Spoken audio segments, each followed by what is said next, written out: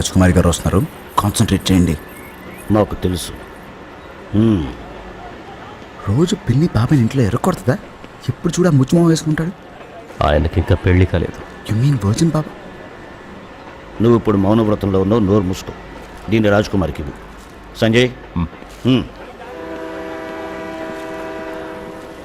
రాజకుమారి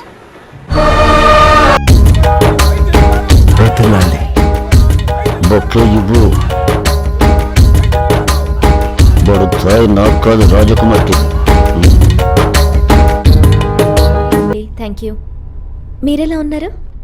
కులాసాగానే ఉన్నాను. మహారాణి గారు ఎలా ఉన్నారు? కులాసాగా ఉన్నారు. ప్రీతంపూర్కి రావాలని చాలా ముచ్చటపడ్డారు. మోకాళ్ల నొప్పి కారణంగా రాలేకపోయారు. మీకు అభినందనలు తెలుపమన్నారు. యువరాజు గారు ప్రస్తుతం మౌనవ్రతంలో ఉన్నారు. మౌనవ్రతమా? అవును. మనస్సు ప్రశాంతంగా ఉండాలంటే మౌనవ్రతం చేయాలని ఎవరో చెప్పారట. మీకు ఆయన గురించి త్వరలోనే అర్థమవుతుంది.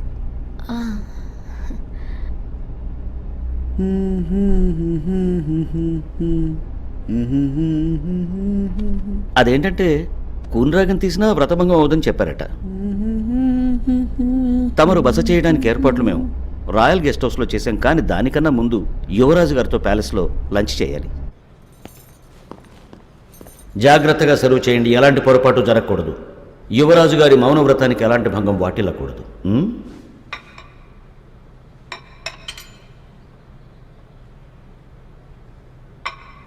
Thank you.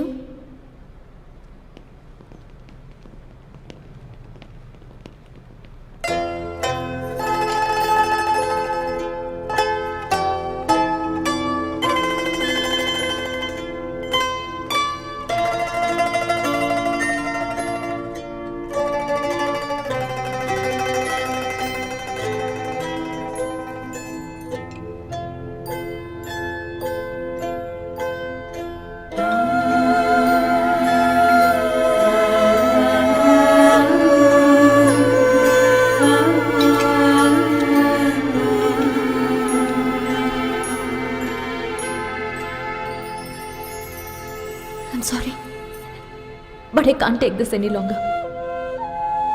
నేను జీవితాంతం ఒక సెల్ఫ్ కాన్ఫిడెంట్ అమ్మాయిగా ఉన్నాను. మొదటిసారి నా మీద నాకు నమ్మకం కలగట్లేదు. ఐ నీడ్ టు నో నేను ఎక్కడ తప్పు చేస్తున్నానని.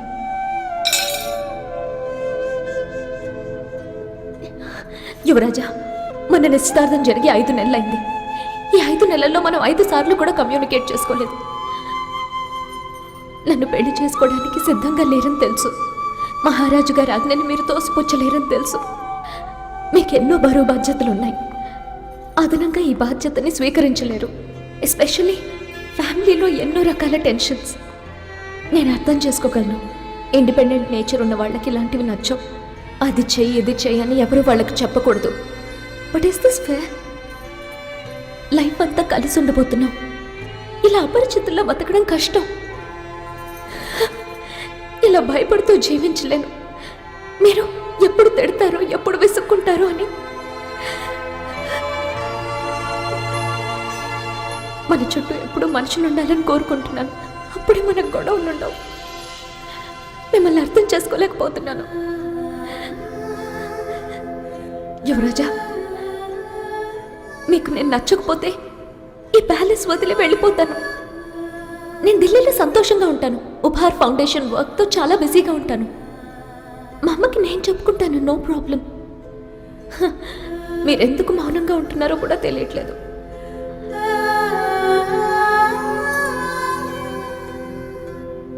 ఐఎమ్ సారీ, కానీ తప్పంతా మీదే. అది మీరు కూడా ఒప్పుకుంటారు. ఎందుకంటే మీ ఫీలింగ్స్ నాతో ఎప్పుడూ షేర్ చేసుకోలేదు. ఒకవేళ షేర్ చేసుకుని ఉంటే వినేవాళ్ళం, వినుంటే అర్థం చేసుకునేవాళ్ళం, అర్థం చేసుకుని ఉంటే ఆనందించేవాళ్ళం. మీరే చెప్పండి, ఈ తప్పుని ఎలా కరెక్ట్ చేద్దాం? ఇప్పుడు ఇది మీరు ఫినిష్ చేస్తారా, లేకపోతే స్పెషల్ పుచ్చగా తెప్పించమంటారా? మౌనవ్రతం సంగతి మర్చిపోయి మాట్లాడుతున్నారు. మౌనవ్రతమా? యాక్చువల్లీ నాతో ఒక గొప్ప మేధావి స్కాలర్ బాబా ప్రేమ్దేవ్ ఇలా చెప్పారు. మన మనసులో ఉన్నది సంతోషంగా బయటికి చూపించకపోతే మీకు మనశ్శాంతి ఎలా దక్కుతుంది అన్నారు. ఇప్పుడు నా సీక్రెట్స్ తెలుసుకుంటారా? నా హైస్, నా లోస్, నా అప్స్, నా downs. Just give me a minute. దివాన్! గారు ఏం జరిగింది యువరాజా? తమరు మౌనవ్రతంలో ఉంటారని ఒట్టేశారు. ఒట్టేసింది మీ మీద కదా, అందుకే కొట్టేశాను. Does not matter. రాజ్ కుమారికి దోస్ ప్లేసెస్, అదే నేను చిన్నప్పుడు ఆడుకున్న ప్లేసెస్ని చూపించాలి. ప్లీజ్ మీరు వెళ్ళి అరేంజ్మెంట్స్ చూడండి. Move it. మూవిట్.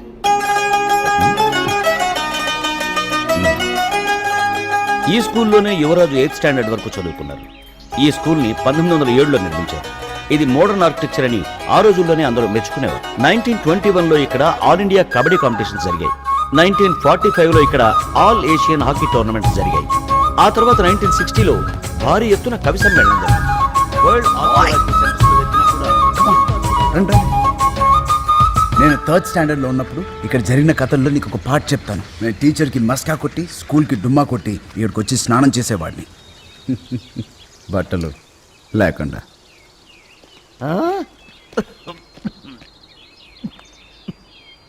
దివాన్ సాబ్ తను చెప్పేదంతా నిజమా? దివాన్ గారే కదా మా స్విమ్మింగ్ కోచ్. ఈయనే కదా మాకు free style, butterfly, bread stroke నేర్పించింది. అవునని చెప్పండి బాబాయ్, లేకపోతే మీరు కూడా నాతో స్నానం చేసేవారని చెప్పేస్తాను. బట్టలు లేకుండా. అవి నిజంగా మరపురాని రోజులు. ఈ రోజు కూడా అలాంటిదే. రండి దివాన్ గారు, రాజ్ కుమార్ గారికి మన డైవింగ్ పాయింట్ చూపిద్దాం. మొహమాట పడకండి దివాన్ గారు.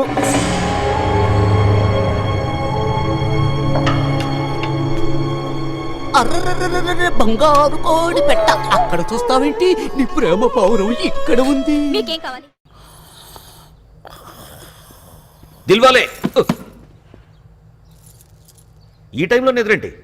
నేనేమి పడుకోలేదు, ఆలోచిస్తున్నాను. యువరాజ్ ఇంత టైట్ బట్టలు వేసుకుంటున్నాడు కదా బాబాయ్, ఒకవేళ ఆయన సడన్ గా సుస్సుకెళ్లాల్సి వస్తే? ఏయ్! కన్ఫర్మ్ అయిపోయింది హుకుం, తెలిసిపోయింది నాకు. నువ్వు ఇలా ప్రతిదానికి కామెడీలు చేయటం మానేసి ముందు అక్కడి నుంచి లే. ఓకే హుకుం. జై జవాన్. సారీ దివాన్. నిన్న చెల్లెళ్ళింటికి వెళ్ళి అనవసరంగా గొడవ పెట్టుకున్నావు. ఆ రభస 4 గోడల మధ్య జరిగింది కాబట్టి బయట వాళ్ళకి తెలియలేదు. ఇవాళ ఫంక్షన్ ని వాళ్ళింటికి దగ్గరలోనే ఉన్న గార్డెన్ లో ఏర్పాటు చేశాం. ఎటువంటి పొరపాటు జరగకూడదు, అర్థమైందా? బాబాయ్, మన చెల్లెలమ్మ రాణి కాలేదా? None of your business. వాళ్ళు నీ చెల్లెళ్ళు కారు.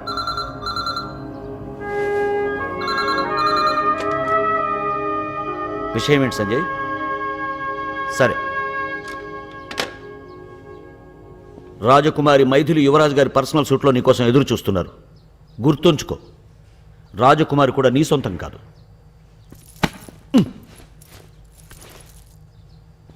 బాబాయ్కి పిచ్చెక్కినట్టుంది. Totally mad.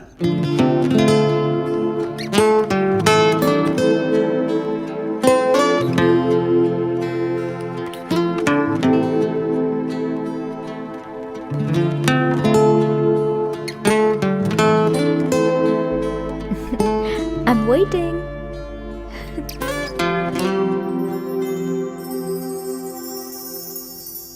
తొందరగా సెట్ అయిపోరా బాబాయ్, టైమే ఇవ్వట్లేదు వెయిటింగ్కి.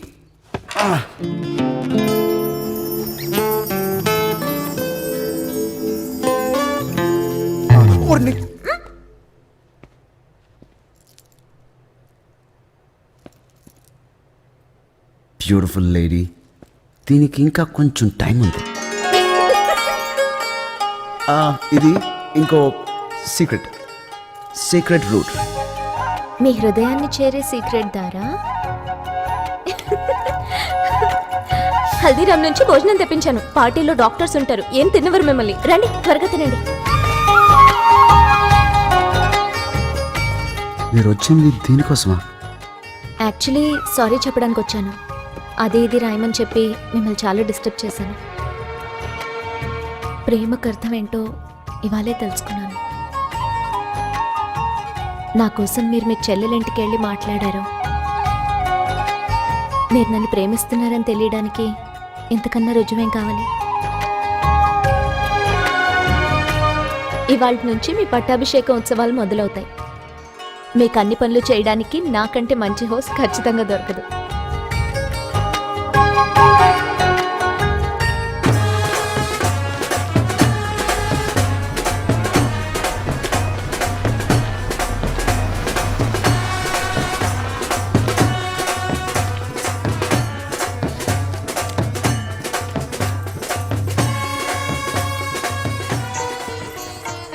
క్షమించండి రాజకుమారి, తప్పనిసరి పరిస్థితుల్లో మిమ్మల్ని ఇద్దరిని అతిథులు రాకముందే పిలిచాం. నిజం చెప్పాలంటే ఈ రోజు ప్రోగ్రాం గురించి యువరాజ్ గారితో చర్చించాలి. నాకు చాలా పనులున్నాయి దివాన్ సాబ్. బ్యాంక్వెట్ ఏరియాలో మనం చెప్పినట్టు ఫ్లవర్స్ అరేంజ్ చేశారో లేదో నేనే దగ్గరుండి చూడాలి. Excuse me. ఎక్కడికి వెళ్తున్నారా? ఎస్ బాబాయ్. ఇదిగో పట్టుకో. వాట్ ఇస్ దిస్ బాబాయ్? మహారాజుల హిస్టరీయా? ఈ రోజు నువ్వు చేయబోయే ప్రసంగం అచ్చ తెలుగులో ఉండాలి. ఏంటి? ఎస్, ఓసారి చదువుకో. ఇవాళ ప్రోగ్రాం నీ ప్రసంగంతోనే మొదలవుతుంది. ఆ తర్వాత శాస్త్రీయ సంగీతం, ఆ తర్వాత నృత్య ప్రదర్శన, ఆపై విందుతో కార్యక్రమం ముగుస్తుంది. వావ్, లంచా బాబాయ్? నీకు మాత్రం బాయిల్డ్ ఫుడ్. నో. ఎస్.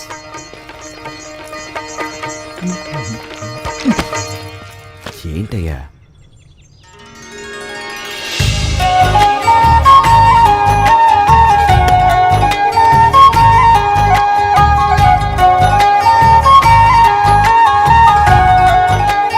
నేను మునుపటి మైథిలిన్ అయితే మీ స్పెల్లింగ్ ఖచ్చితంగా తప్పు రాసేదాన్ని.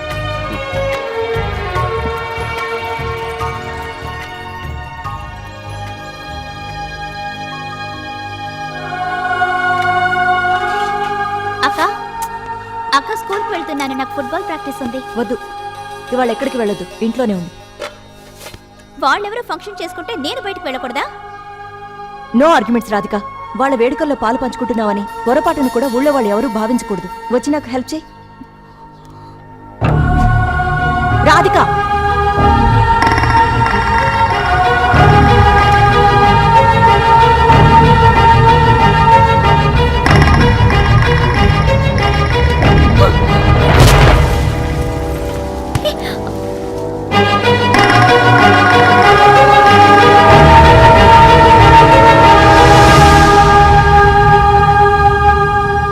ఏం పర్లేదు, నేను మళ్ళీ అరేంజ్ చేస్తాను. ఆహా, నా ఫుట్బాల్ సిస్టర్ తనే స్వయంగా వచ్చి మీకు డెకరేషన్ లో హెల్ప్ చేస్తే.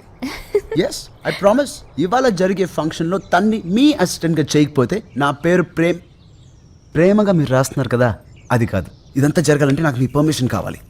ఫస్ట్ నేను ఒక మహారాజ్ కొడుకని మర్చిపోయి నేను ఒక పల్లెటూరు వాటిలాగా మారిపోదాం అనుకుంటున్నాను. For the betterment of the family, please help me. తప్పకుండా హెల్ప్ చేస్తాను. కొంచెం మీరు కూడా యాక్టింగ్ చేయాలండి. యాక్టింగా? అవును. ఎలాగంటే స్టేజ్ మీద రామాయణం జరుగుతూ ఉంటుంది, అంతలో మీరు శ్రీరాముడు ఏం చెప్పినా ఈ సీత చేస్తుంది.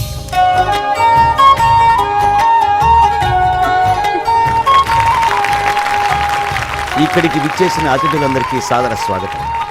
ఇప్పుడు మనకు కాబోయే మహారాజు గారు మనందరి సమక్షంలో తన ప్రసంగాన్ని మనకు వినిపించబోతున్నారు. మనకు కాబోయే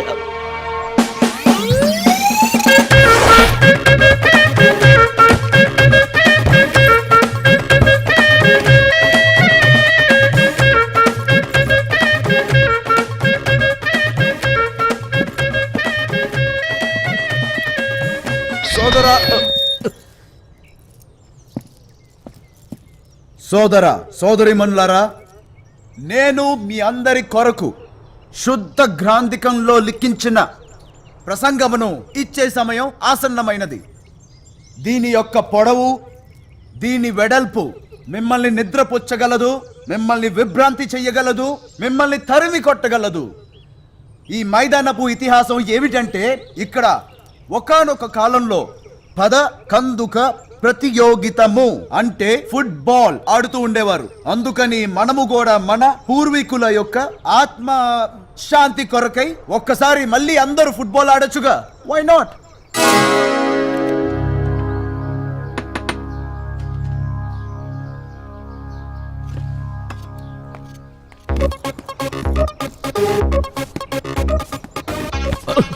సారీ సార్. మీసాలు సార్, పట్టుకోండి.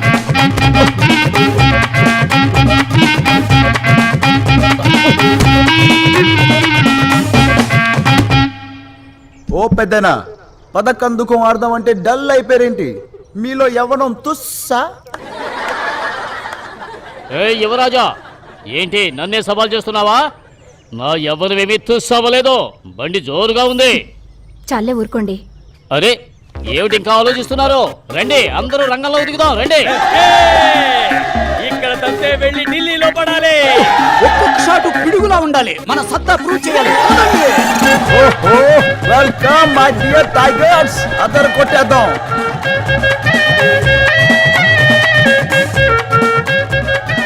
ఆపండి ఆపండి ఏంటిది? మీరందరూ అర్థం చేసుకోండి. Ladies tigers are going to play పదకందుకం. అప్పటి వరకు మీరు చాడీలు చెప్పుకోండి లేదా మమ్మల్ని చూసి కుళ్ళుకోండి. Excuse me, yes what you mean కుళ్ళుకోడాలు చాడీలు? మేం కూడా ఆడతాం.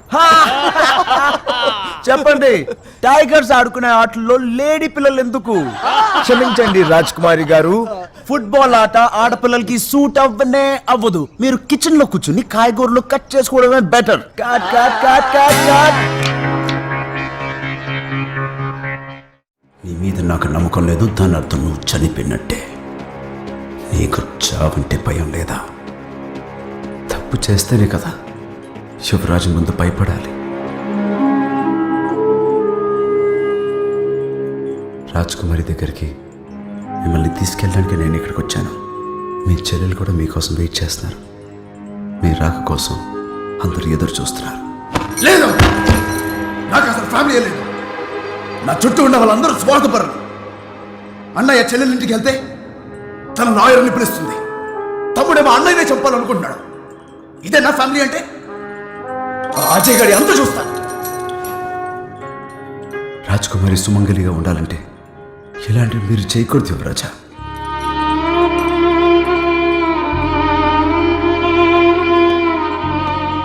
ప్రతి ఫ్యామిలీలో ప్రాబ్లమ్స్ ఉంటాయి, కానీ ఎవరికి ఫ్యామిలీ ఉంటుందో వాళ్ళే అదృష్టవంతులు. చాలా బాగా చెప్పొద్దు వాళ్ళే, కానీ ఫ్యామిలీస్ గురించి ఇంకో విషయం తెలుసుకో. తప్పు చేసింది ఎవరైనా సరే శిక్ష అనుభవించాల్సిందే. నా మాట వినండి యువరాజా. ఆపో, నీకోసం అజయ్ సింగ్కి ఒక్క అవకాశం ఇస్తాను, నన్ను ఎదుర్కొనే అవకాశం.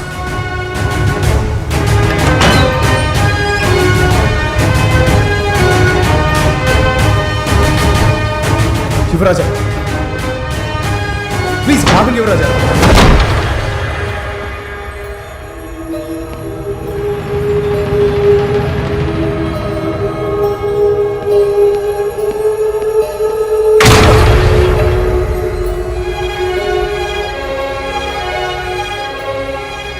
ఒక చక్ర వ్యూహం నుంచి నువ్వు తప్పించుకున్నా, కానీ అదృష్టం ఎప్పుడు నీతో పాటే ఉండదు.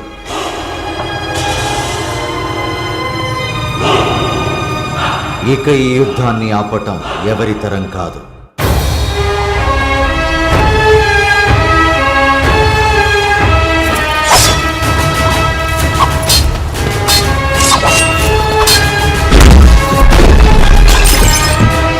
లే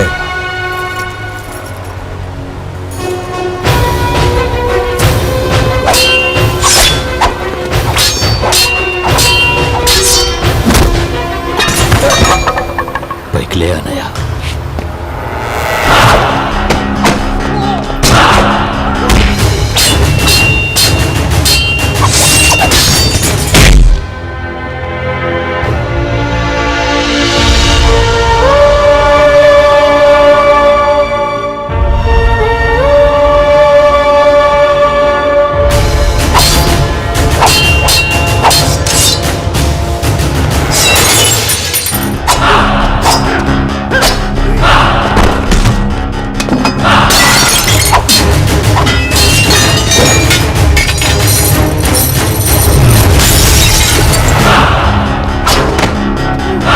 కన్ఫ్యూజ్ అయ్యావా?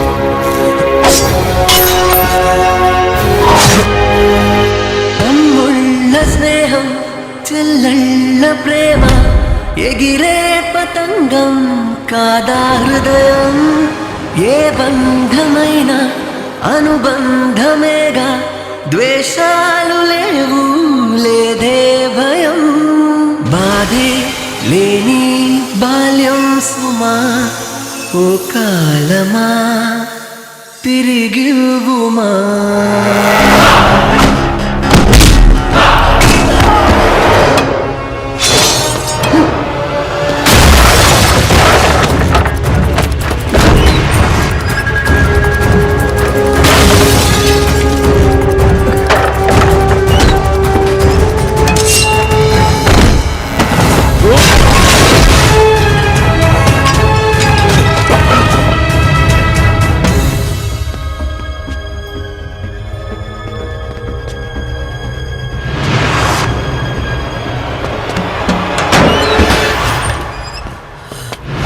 యువరాజా ఆపండి. మీ తమ్ముడితో ఏంటి? తమ్ముడు కాదు, శత్రువు. అయితే నాకు వదిలేండి, నేను చూసుకుంటా.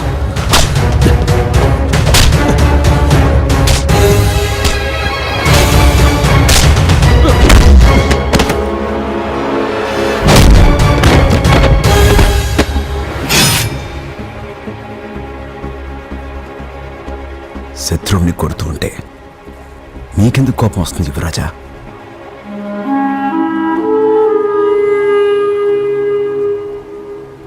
మీరు కొడితే శిక్ష, ఇంకెవరైనా కొడితే నేరమా? యువరాజా, ఎందుకలా? ఒకే రక్తం పంచుకు పుట్టారనా? ఇది నిజం కాదు. నిజం కాకపోతే మీ తమ్ముడు అక్కడే ఉన్నాడు, వెళ్ళి చంపేయండి.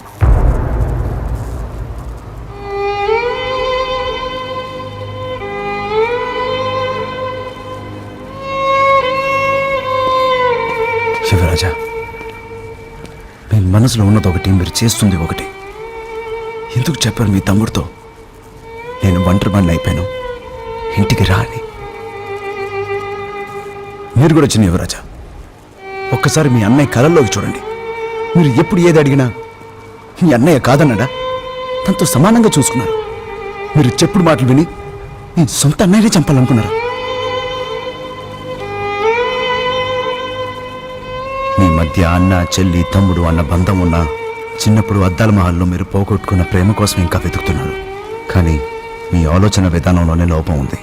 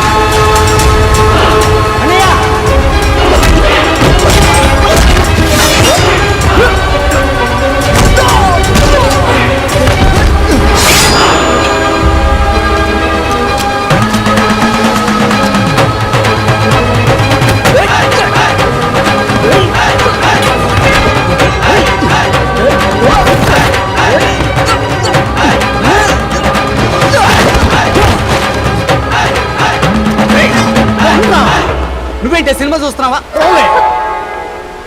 దమ్ము ఉన్నవాడు ఎవడో రండి.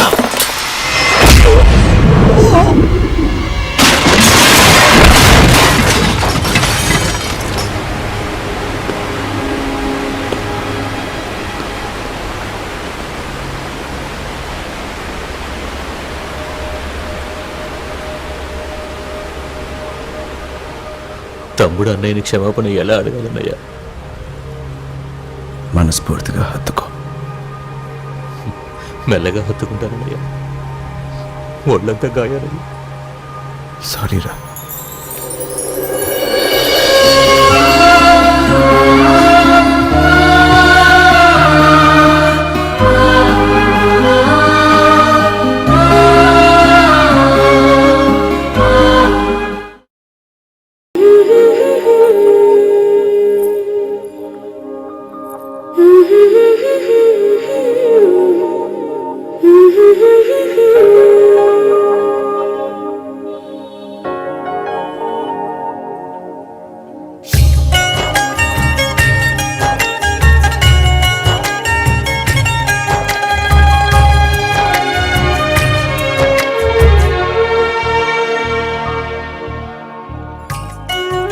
దిల్వాలే ఎంగేజ్మెంట్ తర్వాత మేమిద్దరం చాలాసార్లు గొడవ పడ్డాం. ఒకరిని ఒకరం ఇన్సల్ట్ చేసుకునే వాళ్ళం కూడా. కానీ ఆ రోజు నువ్వు వదిలి వెళ్ళిన తర్వాత ప్రేమ్, నువ్వు చెప్పినట్టుగానే నేను మారడానికి ట్రై చేశా.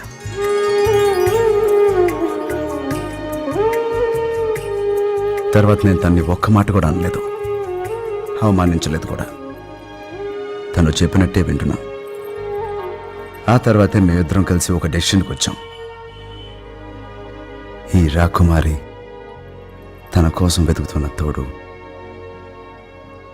ఇక్కడున్న మా దిల్వాలా, ప్రేమ్ దిల్వాలా.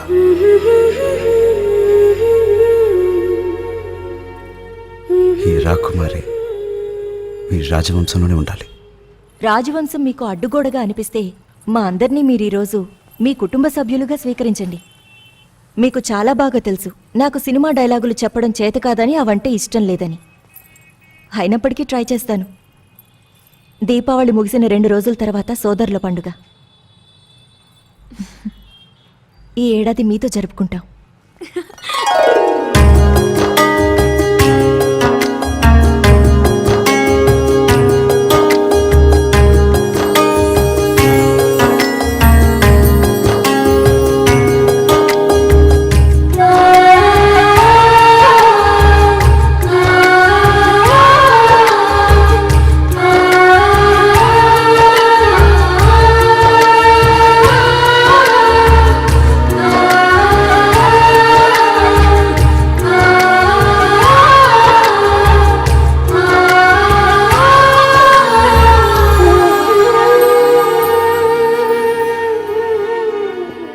పేరుకే అది సోదరుల పండుగ, కానీ దాన్ని జరుపుకునేది చెల్లెళ్ళు. మీ కుటుంబంలో గీతమ్మని చేర్చుకుంటారు అన్నయ్య?